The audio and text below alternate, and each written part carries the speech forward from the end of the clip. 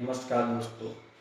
Digital currency का दुनिया भर में बहुत बढ़ चढ़कर बोलबाला हो गया है। अगर हम वर्तमान समय में क्रिप्टो करेंसी को लेकर बात करें तो क्रिप्टो करेंसी का अगर प्रत्येक देश के हिसाब से बात करें तो हर देश में इसकी अफरा तफरी मची हुई है। निवेशकों की बात करें तो बहुत सारा निवेश है। अगर भारत में 6 लाख करोड़ से ज़्यादा क्रिप्टो में निवेश हो गया है।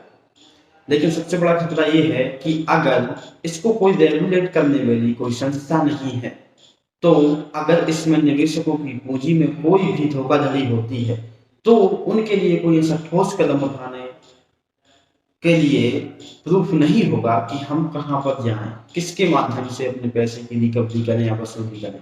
वह पुलिस के पास जाएगी और कचहरी के चक्कर लगाएगी। लेकिन पुलिस भी क्या कर सकती है? क्यों? क्योंकि इसको एक परफेक्ट कोई संस्था नहीं है जो इसको रेगुलेट करती है। अगर हम बात करें अन्य देशों में कि किस देश में क्रिप्टो की करेंसी की क्या स्थिति है, तो जैसे कि चीन, रूस, कतर, मिस्र और बांग्लादेश जैसे शायद 9 देशों में, इनके अलावा 9 देश और हैं जहां पर क्रिप्टो करेंसी पर पूर्ण रूप से बैन किया गया है। लेकिन और देश विश्व के 42 देश ऐसे हैं जो क्रिप्टो करेंसी को लेकर अभी भी संशय में है कि इसको मंजूरी दी जाए देश में या मंजूरी नहीं दी जाए। क्यों? यह इसलिए भी क्योंकि इन देशों में जो निवेशक हैं, इन देशों के जो निवेशक हैं, उन्होंने लाखों करोड़ों रुपए इन्वेस्ट कर दिए हैं। अगर वह तत्काल प्रभाव से निरस्त करती है कि इस देश में क्रिप्टो, मान के चले यदि भारत में क्रिप्टो करेंसी को बैन कर दिया जाए तो 6 लाख करोड़ से ज्यादा का जो इन्वेस्ट है वह पूरे उस पर पूरा पानी खुल जाए तो इसकी जिम्मेदारी कौन उठाएगा? सरकार नहीं उठा सकती। इसीलिए अमेरिका, रूस और इसके साथ भारत सरकार भी क्रिप्टो करेंसी के लिए एक रेगुलेट करने या कहें तो अपने अधीन करने की या कहें तो इस पर कानून बना रही है। कानून बनाने की संस्था काफी समय से चल रही है। लेकिन भारत सरकार भी यह चाहती है कि डिजिटल करेंसी हो लेकिन वह अपने देश की हो और इसे भारतीय रिजर्व बैंक ही इसे रेगुलेट करे, इसे अधिकृत करे। तो कहीं ना कहीं यह भी है कि जिन देशों में क्रिप्टो करेंसी अभी कानूनी मोहर नहीं लगी है और जिस देश में कानूनी मोहर लग गई है, अगर हम बात करें तो दक्षिण अमेरिका के एक देश है ओनली जो अल साल्वाडोर है। वहाँ के भारत, चीन, अमेरिका जैसे देशों के दक्षिण अमेरिका के देश अल साल्वाडोर ने क्रिप्टो करेंसी पर कानूनी मोहर लगा दी है।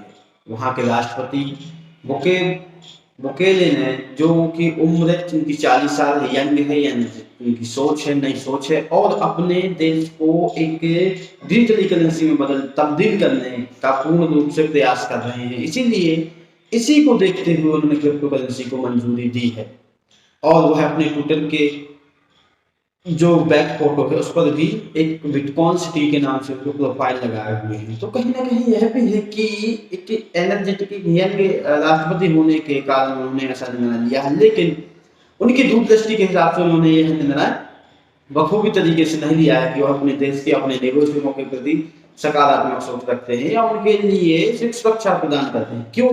अगर ये आप बताएं कि भारत, चीन, अमेरिका, रूस, ये बड़े बड़े देश अगर उस करेंसी के प्रति पारदर्शिता ना होने के कारण अपने देश में पूर्ण रूप से सुचारू रूप से रेगुलेट करने की मंजूरी नहीं दे रही है या निवेशकों से यह नहीं कह रही है कि आप उसमें पारदर्शिता बरतें और जितना चाहे उतना निवेश करें, निवेशक अपने जोखिम के आधार पर ही उसमें निवेश कर रहे हैं। क्यों? क्योंकि वह, अगर हम उसकी प्रोसेस की बात करें तो उसके लिए ना क्रिप्टो करेंसी के लिए ना किसी भी लाइसेंस की आवश्यकता होती है। खाता विदाउट KYC के खुल जाते हैं और अगर उसमें कोई भी धोखाधड़ी होती है तो आप ना तो कोई ठोस सबूत के साथ वहां पर जा सकते हैं शिकायत करने पुलिस में, कचहरी में। तो क्या, तो मतलब ये है कि वह सेल्फ रेगुलेट होती है। वह है जो निवेशक होता है, जो करेंसी के लिए जो उस करेंसी को बनाता है, उसी के हाथों में या कहें तो चंद लोगों की मुट्ठी में होती है। क्योंकि वह निवेशकों के आधार पर ही रेगुलेट होती है, उसका उतार चढ़ाव उन पर ही डिपेंड करता है।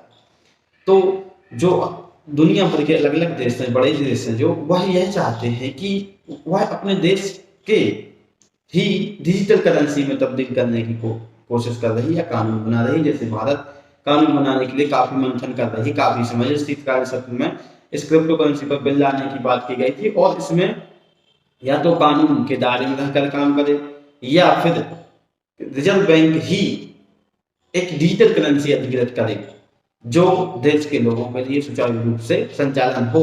जैसे कि अगर हम बात करें अन्य बैंक की, जैसे कि कोई भी बैंक का संचालन होता है तो वह आरबीआई से संचालित होता है, उनके मानकों पर खरी उतरती है और कई मानकों कई पैरामीटर के आधार पर उसको परखा जाता है। लेकिन क्रिप्टो करेंसी में ऐसा कुछ भी नहीं है, तो कहीं ना कहीं यह जोखिम बनाने वाला भी है। इसमें कई विशेषज्ञों ने भी बताया है कि अगर आपकी इसमें धोखाधड़ी होती है तो आपके लिए 1 रुपया भी नहीं मिलता है, तो इसमें सरकार या कोई भी जिम्मेदार नहीं होगा, केवल आप सेल्फ जिम्मेदार हो। क्योंकि इसको कोई रेगुलेट करने वाला नहीं है। लेकिन इसमें दूरदृष्टि के हिसाब से अगर बात करें तो ऐसा होना संभव नहीं है, पर होना संभव भी है, क्योंकि इसमें कुछ जो है जैसे सीबो है और भी ऐसे कई जो है इसमें जिसमें करेंसी है जिन पर लाखों करोड़ों का नुकसान भी हुआ।